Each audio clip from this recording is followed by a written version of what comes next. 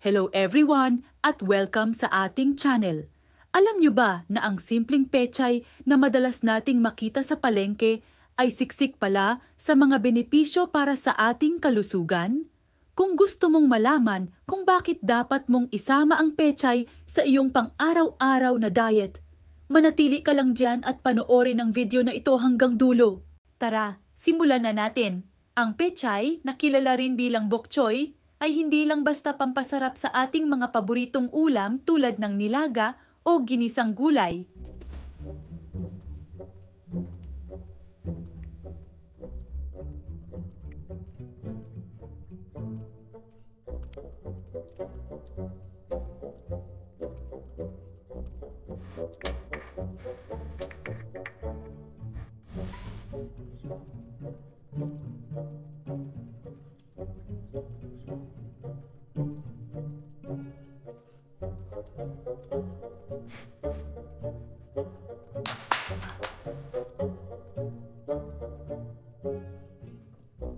Ito ay isang powerhouse ng nutrients. Una sa lahat, sobrang yaman nito sa vitamin A. Napakahalaga ng vitamin A para sa ating paningin, lalo na sa gabi. Kung gusto mong mapanatiling malinaw ang iyong mga mata, ugaliin ang pagkain ng pechay. Hindi lang yan, saga na rin ito sa vitamin C. Ang vitamin C ay isang malakas na antioxidant na tumutulong palakasin ang ating immune system.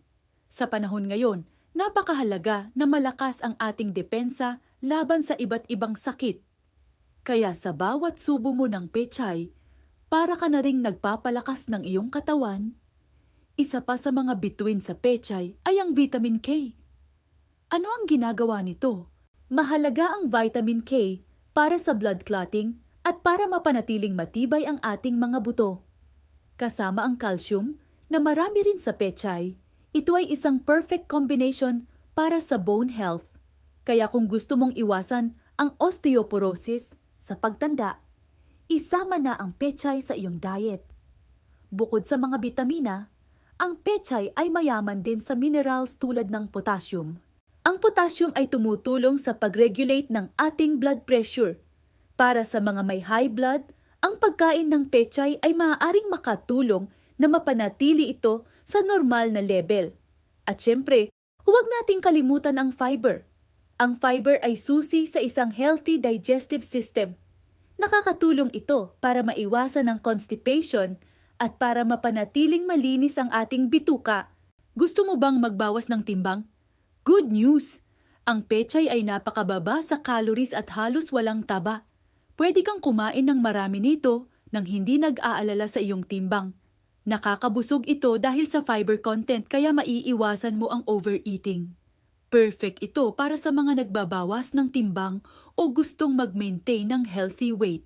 Ang pechay ay mayaman din sa antioxidants na lumalaban sa mga free radicals sa ating katawan. Ang mga free radicals na ito ay maaaring magdulot ng pinsala sa ating mga cells at maging sanhi ng iba't ibang sakit.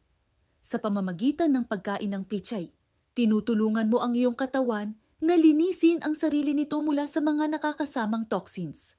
Kaya sa susunod na mamamalengke ka, huwag kalimutang bumili ng isang bungkus ng pechay. Madali itong lutuin, abot kaya at higit sa lahat, puno ng benepisyo para sa iyong kalusugan. Pwede mo itong igisa sa bawang, isahog sa sopas o kahit steam lang.